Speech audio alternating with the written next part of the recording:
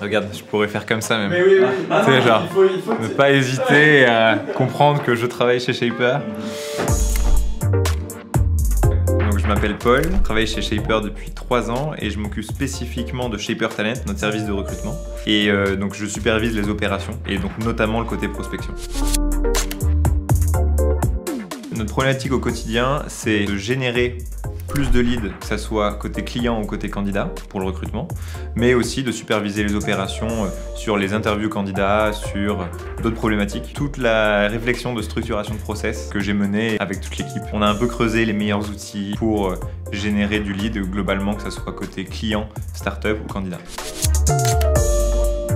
Donc aujourd'hui, je vais vous montrer comment on a construit notre process de prospection, qui est un des canaux d'acquisition majeurs sur Shaper Talent.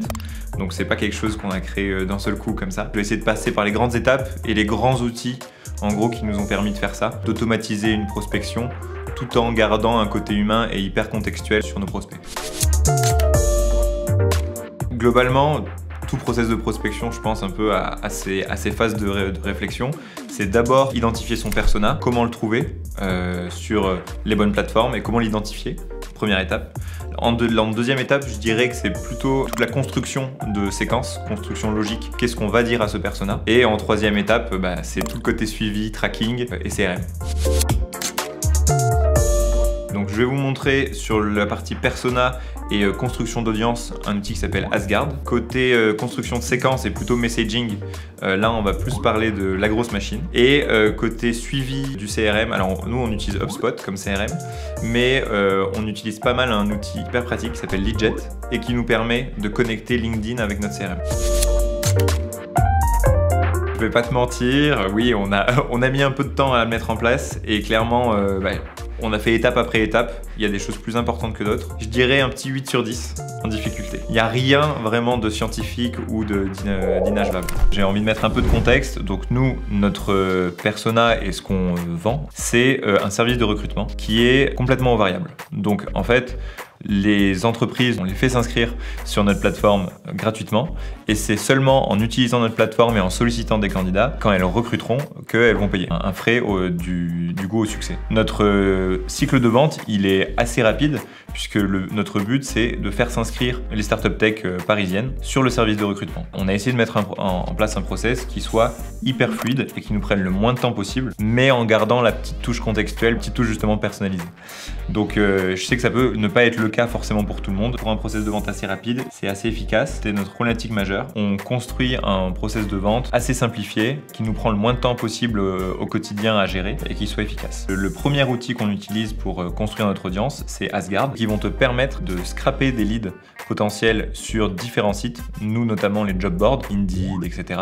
Et ils vont repérer les boîtes qui recrutent en ce moment. Et donc nous, ça va être hyper intéressant. Du coup, chaque semaine, comme je vous montre ici, un batch de prospects chauds, que ça soit leur boîte ou les contacts au sein de ces boîtes. Ces gens-là sont dans des postes qui nous intéressent, donc sales, founder, CEO ou grosses, puisqu'on est sur le recrutement des profils sales et grosses exclusivement. Et on a aussi leur email grâce à une intégration avec Drop Contact. Et en fait, on sait qu'ils ont posté une offre de job la semaine d'avant. Notre persona est là et en plus, on a le contexte pour lui parler, puisqu'on sait que ces personnes-là recrutent. L'autre possibilité, c'est aussi d'aller sur LinkedIn, tout simplement sur Sales Navigator. Enfin, c'est justement compliqué d'identifier sur Sales Navigator les boîtes qui recrutent et c'est pour ça qu'on a choisi Asgard. On peut quand même se faire une bonne idée des personnes en cours avec un des filtres qui est intéressant, c'est le filtre sur la croissance de l'entreprise.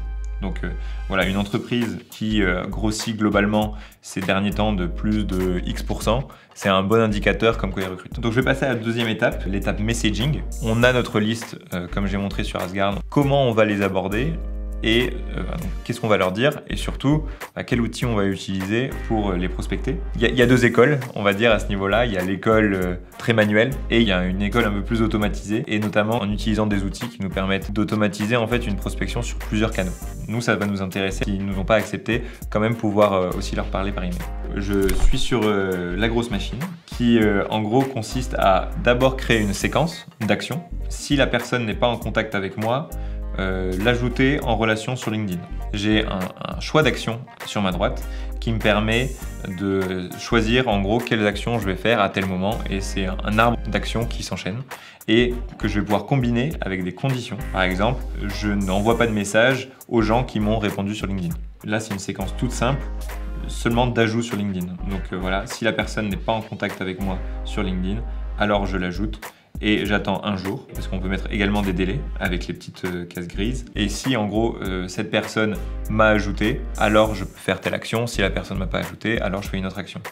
Donc là, c'est vraiment une campagne, une séquence là que je vous montre d'ajout simple, mais vous pouvez voir, je peux vous montrer d'autres séquences un peu plus complexes qui sont aussi celles qu'on a pu utiliser, notamment pour la génération de leads. Notre campagne, on va pouvoir importer les leads qu'on a récoltés sur Asgard assez facilement, puisqu'il propose d'importer les leads soit par CSV, donc après un traitement Excel, où nous, ça nous permet d'enlever les clients qu'on a déjà signés, de cleaner, ça c'est important aussi, les noms, les prénoms, les noms de boîtes, pour que la prospection soit le plus humaine possible. Ou alors il y a aussi l'option d'importer directement depuis une audience LinkedIn. Donc comme je le disais tout à l'heure, si vous préférez utiliser Sales Navigator pour identifier votre audience, vous avez cette option d'import. Donc la suite après, c'est de construire une campagne avec l'identité, donc c'est-à-dire avec le compte LinkedIn et le compte email, de choisir la séquence que vous avez construite et aussi de choisir l'audience, donc les leads qu'on a importés. Donc à partir de ce moment-là, LGM va s'occuper des actions effectuées sur LinkedIn et par email et faire les actions pour toi à ta place. Sur des campagnes qui sont déjà en cours, on peut voir le taux de complétion de la campagne. Donc voilà, est-ce que j'ai déjà envoyé tous mes messages? Est-ce que j'ai des bons taux d'acceptation, des bons taux de réponse? Ce qui est assez important pour vraiment itérer et tester d'autres choses, d'autres messages, etc. Et puis ensuite, ça c'est dans l'onglet engagement, sur le pourcentage de messages qui ont été envoyés sur mon audience, le pourcentage de messages directs que j'ai envoyés et sur lesquels j'ai obtenu des réponses. La partie messaging et gestion des séquences, elle se fait exclusivement sur la grosse machine.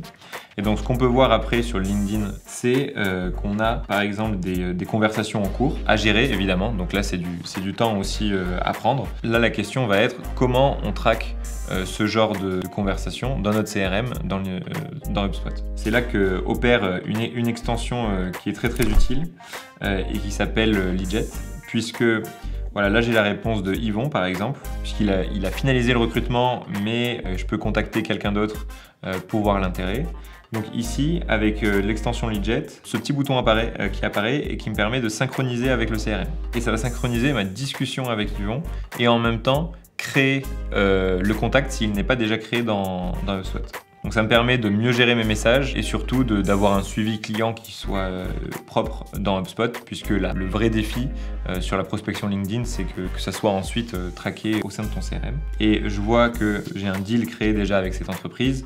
Je peux soit bouger l'étape du deal, soit répondre directement à Yvon et par exemple contacter le nouveau prospect, finalement le contact vers lequel il me redirige. C'est un process de prospection en 3 étapes avec 3 gros outils. Ce qui est important, c'est de comprendre la structure globale de la chose, avec la manière d'aller chercher des leads qualifiés, que ce soit sur LinkedIn ou avec Asgard. Également après, la construction des séquences dans lesquelles non plus je suis pas rentré et que ça peut être très compliqué, mais l'essentiel c'est de rester simple, c'est de rester assez authentique aussi dans les messages à rédiger et surtout dans le suivi après de la prospection. C'est-à-dire d'un côté la réactivité dans les leads, puisque nous c'est quelque chose qui est assez important de répondre rapidement aux leads qui sont intéressés, surtout dans le recrutement. Et globalement, la dernière étape, c'est comme on l'a vu, le suivi dans le CRM, facilité grâce à Leadjet sur LinkedIn et assez natif sinon et assez peu compliqué par email. Donc voilà, la prospection LinkedIn, nous c'est comme ça qu'on l'a fait chez Shaper.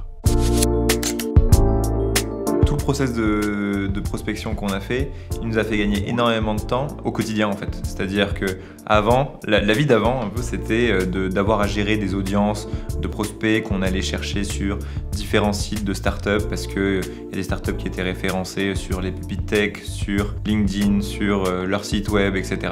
Et là, en fait, on a unifié un peu notre prospection, puisque notre source de lead, elle est unique, c'est via Asgard. Notre messaging, il y a aussi plein d'outils à ce niveau-là, hein. Phantom Buster pour envoyer des messages aussi, Prospecting pour envoyer des messages LinkedIn.